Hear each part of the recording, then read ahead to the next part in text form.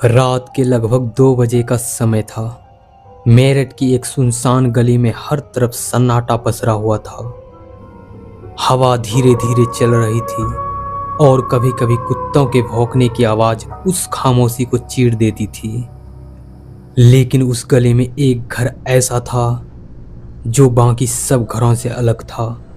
बाहर से देखने में वो बिल्कुल सामान्य लगता था, लेकिन उसके अंदर कुछ ऐसा छुपा था जो किसी भी इंसान के रोंगटे खड़े कर दे।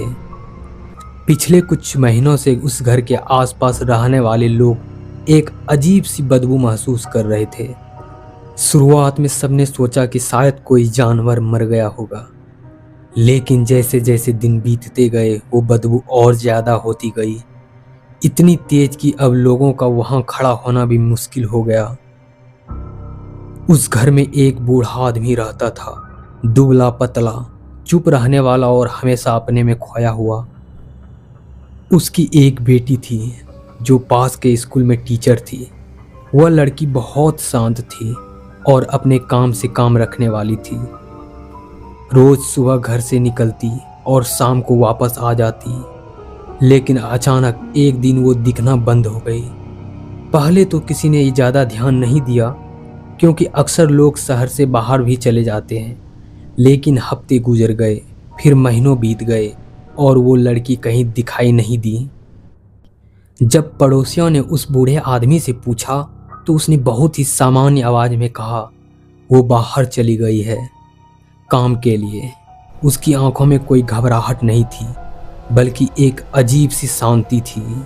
लेकिन लोगों की उसकी बात पर यकीन नहीं हुआ, क्योंकि किसी ने भी उस लड़की को जाते हुए नहीं देखा था। ना कोई सामान, ना कोई बैग, कुछ भी नहीं। धीरे धीरे लोग को शक होने लगा, और उस शक को और गहरा कर रही थी वो बदबू, जो अब पूरे इलाके में फैल चुकी थी। कुछ लोगों ने हिम्मत करके उसके घर का दरवाज़ा खटखटाया। अंदर से आवाज़ आई, सब ठीक है, आप जाइए। लेकिन उस आवाज़ में कुछ अलग था, जैसे कोई सच्चाई छुपाई जा रही हो। एक दिन हालात इतने खराब हो गए कि पड़ोसियों ने पुलिस को बुला लिया। जब पुलिस वहां पहुंची तो सबसे पहले उन्हें भी वही बदबू महसूस हुई। एक ऐसी बदबू जो सीधा दिमाग पर असर करती हो। दरवाज़ा बंद था, लेकिन अंदर से आवाज़ आई और बूढ़े आदमी ने खुद दरवाज़ा खोल दिया। उसके चेहरे पर ना डर था, न घबराहट, बस एक अजीब सी खालीपन भरी मुस्कान थी।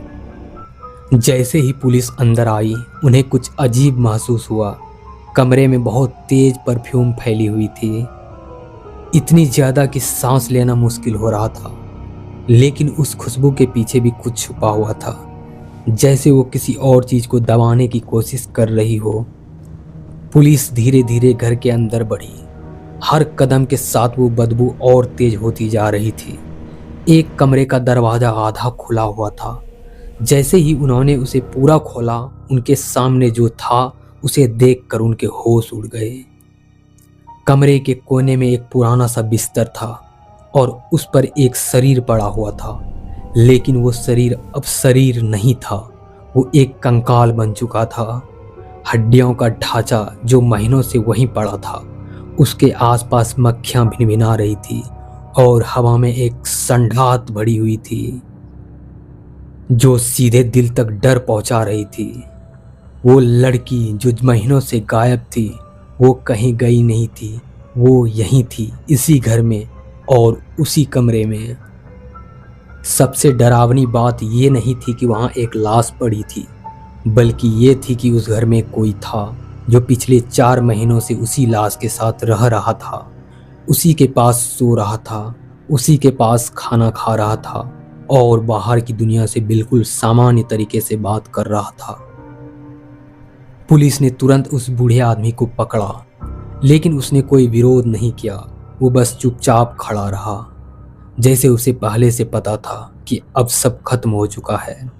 जब उससे पूछा गया कि उसने ऐसा क्यों किया, तो उसने बहुत ही धीमी आवाज में कहा, वो गई नहीं है, वो यहीं है। उसकी आंखें उस कमरे की तरफ देख रही थी, जैसे वो अभी भी अपनी बेटी को जिंदा मान रहा हो। उसकी बातों में एक अजीब सा भरोसा था, जैसे वो सच में मानता हो कि उसकी बेटी अभी भी उसके साथ है। जांच में पता चला कि उसकी बेटी की मौत कई महीने पहले हो चुकी है, लेकिन उसने किसी को नहीं बताया।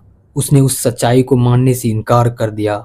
उसने उस लाश को उसी कमरे में रख लिया और हर दिन उस पर परफ्यूम छिड़कता रहा ताकि बदबू बाहर ना जाए। वो रोज उससे बात करता जैसे वो जिंदा हो, उसके लिए खाना बनाता और खुद भी उसके कमरे में बैठकर खाता। धीरे धीरे उसका दिमाग उस हकीकत को स्वीकार नहीं कर पाया और उसने अपनी एक अलग ही दुनिया बना ली। एक ऐसी दुनिया जहां उसकी बेटी अभी भी जिंदा थी। पड़ोसियों को आज भी याद है कैसे रात के समय उस घर से हल्की हल्की आवाजें आती थी, जैसे कोई बात कर रहा हो, लेकिन वहां तो सिर्फ एक इंसान था।